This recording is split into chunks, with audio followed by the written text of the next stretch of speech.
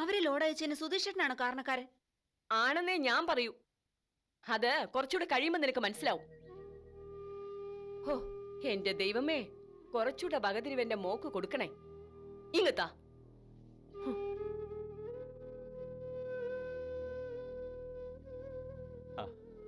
പോട്ടമോളെ, മമ്മിയുടെ സ്വഭാവം നിനക്കറിയില്ലേ? വായി വരുന്നൊക്കെ വിളിച്ചു പറയും, സാരമില്ല. മോൾ ഇക്കാര്യം വളരെ നയത്തിൽ സുധീഷിനോടൊന്ന് ചോദിച്ചാൽ മതി. ദാമ്പത്യ ജീവിതമെന്ന് പറയുന്നത് കായലിന്റെ ഓളപ്പരപ്പിലുള്ള ഒരു വഞ്ചി പോലെയാണെന്ന് അച്ഛൻ പണ്ട് പറയുമായിരുന്നു. തുഴയാൻ അറിയുന്നവർക്ക് പോലും ചിലപ്പോൾ പിഴവ് പറ്റും, മറിയാം. അച്ഛൻ്റെ ജീവിതത്തിലും അങ്ങനെ പറ്റിയിട്ടുണ്ട്. അതിൻ്റെ പേരിലുണ്ടായ വഴക്കും സങ്കടങ്ങളും ഇന്നും കനലുകളായി തന്നെ എൻ്റെയും നിന്റെ അമ്മയുടെയും മനസ്സിൽ കിടപ്പുണ്ട്. അത് എൻ്റെ മകളുടെ ജീവിതത്തിൽ സംഭവിക്കരുതെന്ന് അച്ഛന് നിർബന്ധമുണ്ട്.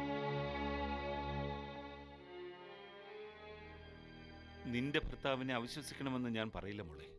എങ്കിലും നീ അവനെ ശ്രദ്ധിക്കണം. പരസ്പരം തുറന്ന പെരുമാറ്റം തന്നെയാണ് എന്നും നല്ലത്. ഇല്ലെങ്കിൽ സംശയങ്ങൾ പെരുകി ഒരു ദിവസം അഗ്നിപർവ്വതം പോലെ പൊട്ടിത്തെറിക്കും. വേണ്ട മോളെ, അങ്ങനൊന്നും നിങ്ങൾ തമ്മിൽ പാടില്ല. നീ സുധീഷിനോട് നല്ല രീതിയിൽ സംസാരിച്ച് കാര്യങ്ങൾ അറിയണം. വഴക്കിനുള്ള അവസരം ഉണ്ടാക്കരുത്.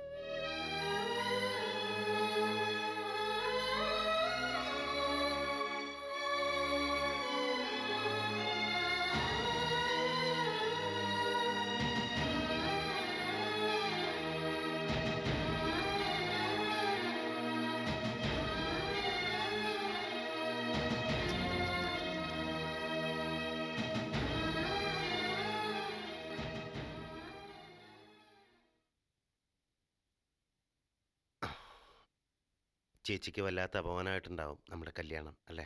അപ്പോ ആ നേരത്ത് ഗോവിന്ദേട്ടനെ അപമാനിച്ചതും എന്നെ തല്ലിയതൊക്കെ നിസ്സാരം, അങ്ങനെയാണോ ഉദ്ദേശിക്കുന്നത്? ചേച്ചി രണ്ടുപേരെ കൂട്ടി വന്ന് സ്വന്തം അനിയനെ ആക്രമിക്കാൻ ശ്രമിച്ചത് ഗോവിന്ദേട്ടൻ മറന്നു. ചേച്ചിയുടെ ഇഷ്ടത്തിന് വിപരീതമായി കല്യാണം നടന്നതും ചേച്ചി ഏട്ടനെ അപമാനിച്ചത് മാത്രമായി ഇപ്പൊ കണക്കിൽ. ഛേ, അങ്ങനെയൊന്നും അല്ല ഞാൻ ഉദ്ദേശിച്ചത്. എത്രയായാലും ഒരു അമ്മ പറ്റ മക്കളല്ല ഞങ്ങൾ. ആ കാര്യം ചേച്ചിക്ക് ഓർമ്മയില്ലല്ലോ. എന്നെ തല്ലിയപ്പോ അതൊന്നും ഓർത്തുകൂടായിരുന്നോ? നിന്നെ സങ്കടപ്പെടുത്താനല്ല വർഷം ഞാൻ പറയുന്നത്. ചേച്ചി ഇറങ്ങിപ്പോയല്ലോ എന്ന് ഓർക്കുമ്പോൾ മനസ്സിനൊരു വിങ്ങൽ.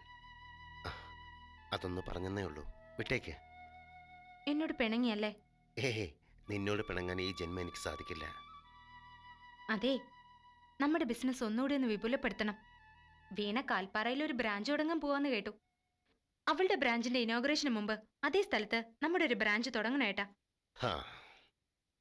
അല്ല, നമുക്ക് നമ്മുടെ ബിസിനസ് നോക്കിയാൽ പോരെ? ആ വീണ എന്തോ ചെയ്തോട്ടെ വർഷ. വാശിക്ക് നാശമൊന്നും കിട്ടിട്ടില്ലേ? എന്തിനാ അനാവശ്യമായിട്ടൊരു വാശി? എന്റെ ഗോവിന്ദനോട് എനിക്ക് 1000 കോടി സ്നേഹമുണ്ടെങ്കിൽ അത്ര തന്നെ വെറുപ്പും പകയും എനിക്ക് വീണയോടുണ്ട്. നമ്മുടെ ദാമ്പത്യ ജീവിതത്തിൽ സന്തോഷം നിറയണമെങ്കിൽ വീണയുടെ നാശം കാണണം എനിക്ക്. അതിന് ഏട്ടൻ കഷ്ടപ്പെടുന്ന വേണ്ട, എന്റെ ഇപ്പൊ നിന്നാ മാത്രം മതി. ഞാൻ പിന്നെ നിന്റെ കൂടെ അല്ലാതെ വേറെ ആരുടെ കൂടെ നിൽക്കാനാ വർഷ? എനിക്കിപ്പോൾ താങ്ങും തണലുമായിട്ട് നീ മാത്രമല്ലേ ഉള്ളൂ. എനിക്ക് ഗോവിന്ദേട്ടനും. എന്നാലും ഒരു സങ്കടം എന്റെ മനസ്സിൽ ബാക്കിയാ. എന്താ മോളെ? ഞാനും ചേട്ടനും ജനിച്ചു വളർന്ന വീട് ഇപ്പൊ പണയത്തില്ല. ഞങ്ങളുടെ അച്ഛൻ ഏറെ ആശിച്ചും കഷ്ടപ്പെട്ടും ഉണ്ടാക്കിയ വീടാ അത്. അത് നഷ്ടപ്പെട്ടു പോയാൽ എന്റെ അച്ഛന്റെ ആത്മാവ് വല്ലാതെ വേദനിക്കും. നീ എന്താ നേരത്തെ എന്നോട് പറയാഞ്ഞേ? പറഞ്ഞിട്ടുണ്ട് ഞാൻ. പഴയ കഥകളൊക്കെ പറഞ്ഞ കൂട്ടത്തിൽ എത്രയ്ക്കാ പണയം വെച്ചേ? 5 ലക്ഷത്തിന്. പലിശയും കൂട്ടുപലിശയൊക്കെ ആയിട്ട് ഇപ്പൊ 7 ലക്ഷമെങ്കിലും ആയിട്ടുണ്ടാവും. അത്രേ ഉള്ളൂ.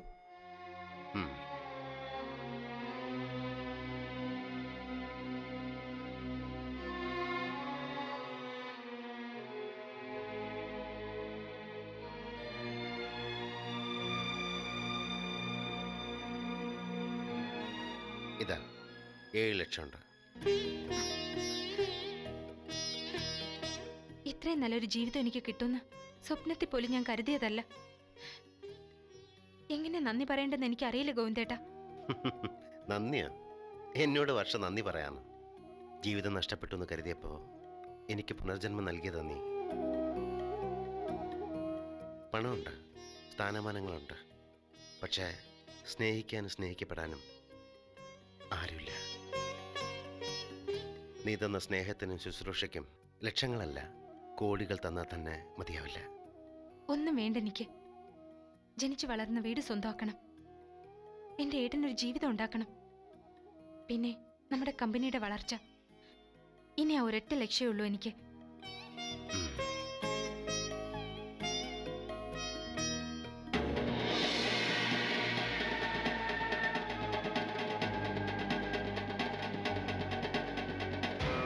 ആ തമിഴന്റെ കയ്യിൽ നിന്ന് അയാൾ പറഞ്ഞ വിലക്ക് വാങ്ങിച്ചതാ ഈ വീട്. ഇടിച്ചു പൊളിച്ച് ഫ്ലാറ്റ് കെട്ടാനുള്ള പദ്ധതിയാ എനിക്ക്. പിന്നെ നിങ്ങളുടെ നിർബന്ധം കൊണ്ടും വലിയ വാടക തരാമെന്ന് പറഞ്ഞതുകൊണ്ടും ഞാൻ സമ്മതിച്ചതാ.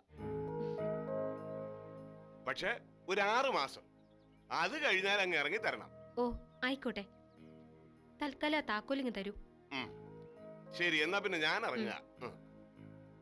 ഏട്ടാ, പണം ഇല്ലാത്തതിന്റെ പേരിൽ ഏട്ടന്റെ ജീവിതത്തിലേക്ക് ഇനി ഒരു സങ്കടം ഉണ്ടാവില്ല.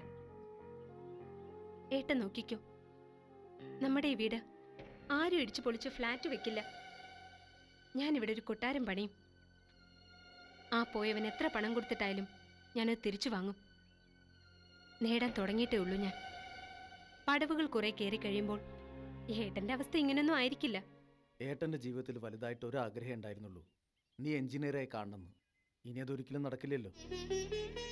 ഇനി നീയും മേനോൻ സാറും സന്തോഷത്തോടെ കഴിയുന്നത് കണ്ടാൽ മതി എനിക്ക്. ആ വേറൊരാശ കൂടെ ഉണ്ട്. നിന്റെ കുഞ്ഞിനെടുത്ത് ഏട്ടനൊന്ന് ലാളിക്കണം. ആ ആശ നടക്കില്ല ഏട്ടാ. അതെന്താ മോളെ അങ്ങനെ പറഞ്ഞത്? സത്യം പറയട്ടെ, ഞാൻ എന്റെ ഗോവിന്ദേട്ടന്റെ അവസ്ഥ അതാ. പുറം കാഴ്ചയ്ക്ക് കുഴപ്പമൊന്നുമില്ലെങ്കിലും പുള്ളി ഒരു നിത്യരോഗിയാ. മോളെ, അപ്പൊ അയാൾ നിന്നെ ചതിച്ചോ? ഏയ്, ഗോവിന്ദേട്ടൻ എല്ലാ കാര്യങ്ങളും തുറന്നു പറഞ്ഞിരുന്നു. ഭാര്യയും മകനും മരിച്ച ആക്സിഡന്റിൽ പുള്ളിക്കാരന് ഗുരുതരമായി പരിക്കേറ്റു. ഒരുപാട് ചികിത്സകളും നടത്തി, പക്ഷെ ഒന്നും ഫലിച്ചില്ല. കണ്ടാൽ ഒരു കുഴപ്പവും തോന്നില്ല. പക്ഷേ അദ്ദേഹത്തിന് ഒരിക്കലും പഴയതുപോലെ ആവാൻ കഴിയില്ല. അതുകൊണ്ട് ഒരു ഭാര്യയല്ല, ശുശ്രൂഷിക്കാൻ സ്നേഹമുള്ള ഒരു നഴ്സിനെ വേണ്ടതെന്ന് ഗോവിന്ദേട്ടൻ ആദ്യമേ പറഞ്ഞിരുന്നു. അദ്ദേഹത്തിന്റെ സ്വാർത്ഥത അതെന്ന് എനിക്കറിയാം. പകരം എന്റെ സ്വാർത്ഥത സാധിച്ചെടുക്കാൻ ഞാൻ വിവാഹത്തിന് സമ്മതിച്ചു. 2 സ്വാർത്ഥതകൾ ഒരുമിച്ചാൽ ഒരിക്കലും സന്തോഷം ഉണ്ടാവില്ല ഏട്ടാ, നല്ല ജീവിതം ഉണ്ടാവില്ല. സ്നേഹിക്കുന്നതായി ഭാവിച്ച് ഞാൻ ഗോവിന്ദേട്ടനെ സന്തോഷിപ്പിക്കുകയപ്പോൾ പകരം ഇഷ്ടം പോലെ പണം കൈകാര്യം ചെയ്യാൻ പുള്ളിക്കാരനെ അനുവദിക്കുന്നു. എനിക്കത്രേ വേണ്ടൂ. ഇങ്ങനെയൊന്നല്ല ഏട്ടൻ കരുതിയത്. നിങ്ങൾ നല്ല സന്തോഷത്തിലാന്നാ.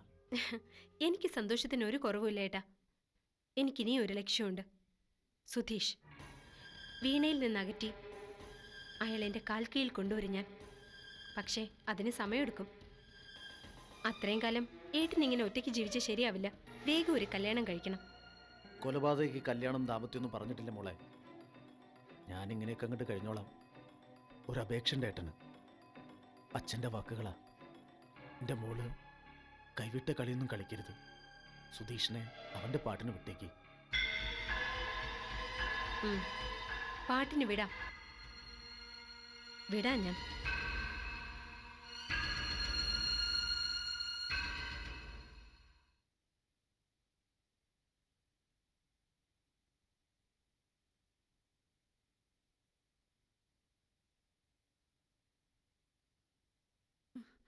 സുധീഷേട്ടൻ കമ്പനി അക്കൗണ്ടിൽ നിന്ന് കണക്കിപ്പെടാതെ കാശെടുത്തിരുന്നോ? ആരാ ഇത് പറഞ്ഞേ? മമ്മി ബാങ്ക് സ്റ്റേറ്റ്മെന്റ് എനിക്ക് കാണിച്ചു തരുകയും ചെയ്തു. ഓ, ആന്റി അപ്പോൾ എനിക്കെതിരെ ഡിറ്റക്റ്റീവ് പണി തുടങ്ങിയിരിക്കുകയല്ലേ? അയ്യോ, അങ്ങനെയല്ല സുധീഷേട്ടാ. ഓഡിറ്റിംഗ് വരുമ്പോ മതി, ഇതൊക്കെ എനിക്കും അറിയാം. എൻ്റെ വീടും പറമ്പും വിറ്റിട്ടാണെങ്കിലും എടുത്ത കാശ് തിരിച്ചടയ്ക്കുന്ന ആന്റിയോട് പറഞ്ഞേക്കേ. സുധീഷേട്ടാ പ്ലീസ്. മമ്മി അത് വേറൊന്നും ഉദ്ദേശിച്ച് പറഞ്ഞതല്ല. എന്തുദ്ദേശമായാലും ശരി, ഞാൻ മോഷണം നടത്തിയൊന്നുമല്ല. നിന്നോട് ഞാൻ പറഞ്ഞിരുന്നില്ലേ കുറച്ച് കാശ് ഞാൻ എടുക്കുന്നു? ആ, അത് ഞാൻ മമ്മിയോട് പറഞ്ഞു. പറഞ്ഞു. എനിക്കിത് കിട്ടണം. ഭാര്യ വീട്ടിലെ താമസവും ഭാര്യയുടെ കമ്പനി നടത്തിപ്പും അവസാനം കള്ളൻ എന്നുള്ള പേര് മാത്രം എനിക്ക്. സുധീഷ് ഏട്ടാ, നിനക്ക് എന്നോട് സ്നേഹമാണെന്ന് എനിക്കറിയാം.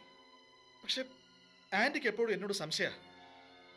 അമ്മയുടെ സ്നേഹം നല്ലോണം അനുഭവിച്ചൊരു മകനാ ഞാൻ. എന്നിട്ട് ഇവിടെ വന്നപ്പോ എല്ലാത്തിനും പകരം വെക്കാൻ എന്റെ സ്നേഹം പോരെ? പോരെങ്കി സുധീഷേട്ടന് സ്നേഹം തരാൻ ഒരാൾ കൂടി വരുന്നുണ്ട്. എന്താ? ഒരു കുഞ്ഞു സ്നേഹം വരാൻ പോളൂ. ഏ? ഉം. ചക്കരക്കുട്ടാ. അയ്യോ.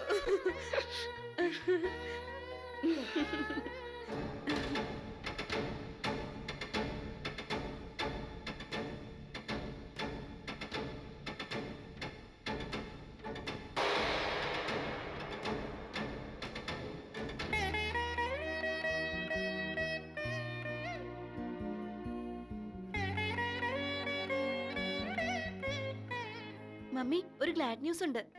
ആ, പൊട്ടുംപൊടിയൊക്കെ ഞാനും കേട്ടു. എനിക്കിത് അത്ര വലിയ ഗ്ലാഡ് ന്യൂസ് ആയിട്ടൊന്നും തോന്നുന്നില്ല. അതെന്താ മമ്മി അങ്ങനെ? വലിയ മിടുക്കിയാണെന്ന് ഭാവിക്കുമെങ്കിലും ഇത്തരം കാര്യങ്ങളിൽ നീ ഒരു ഫൂളാ. കല്യാണം കഴിഞ്ഞിട്ട് പുതുമണം മാറിയില്ല, അപ്പോഴേക്കും പ്രഗ്നന്റ് ആയിന്ന്. കാര്യമായിട്ട് കമ്പനിയൊക്കെ തുടങ്ങിയിട്ട് അതൊന്നും എസ്റ്റാബ്ലിഷ് ആയിട്ട് കൂടിയില്ല. അപ്പോഴേക്ക് MD ചെയ്ത പെറ്റിടക്കം പോകുന്നു. ആരും കേക്കണ്ട ഈ നാണക്കേട്. ഞങ്ങളങ്ങനെ പ്ലാനിങ്ങിനെ കുറിച്ചൊന്നും ആലോചിച്ചില്ല മമ്മി. എന്നാ നിന്റെ ഭർത്താവിന് നല്ല പ്ലാനിംഗ് ഉണ്ട്. അതിന്റെ ഭാഗമാ നിന്റെ ഈ പ്രഗ്നൻസി. മമ്മി എന്തൊക്കെയാ പറയുന്നേ? കേട്ടും കണ്ടും അറിഞ്ഞ സത്യങ്ങള്, അതാ ഞാനീ പറയുന്നേ. നീ പെറ്റുകിടന്നാ പിന്നെ കമ്പനി അവന്റെ കയ്യിലായില്ലേ? അത് തന്നെ അവന്റെ പ്ലാനിങ്. അതിനു വേണ്ടിയാ നിന്നെ ഇത്ര പെട്ടെന്ന് ഈ പരുവത്തിലാക്കിയത്. മമ്മി എന്ത് അനാവശ്യമായി പറയുന്നേ? സുധീഷ് കമ്പനി കഴിക്കലൊക്കെ നോക്കുന്നോ? നോൺസെൻസ്. അതേടി, മമ്മിക്ക് സെൻസ് കുറവാ. ഒരുപാട് സെൻസുള്ള നിന്റെ മൂക്കിന്റെ തുമ്പത്ത് കൂടിയാ സുധീഷ് പഴയ കാമുകി വർഷയുമായിട്ട് സല്ലപിക്കുന്നേ. മമ്മി, എന്താ ഇതും എന്റെ നോൺസെൻസ് ആണോ?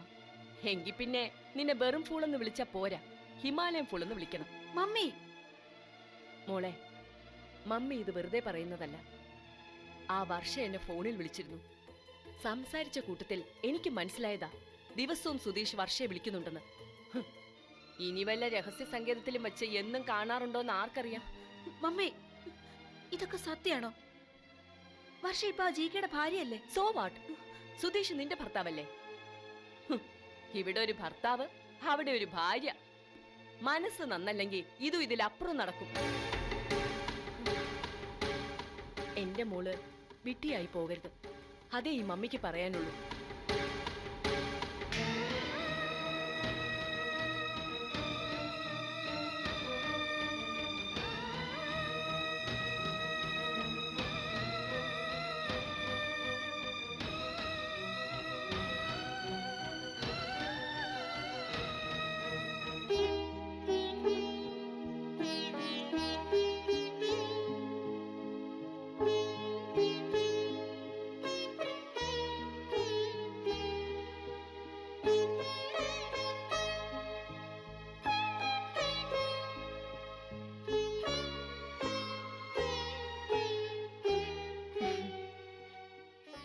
ഗോവിന്ദേട്ടാ, ആ GM രാംദാസ് കമ്പനി കാര്യങ്ങളൊന്നും എന്നോട് തുറന്നു പറയുന്നില്ല.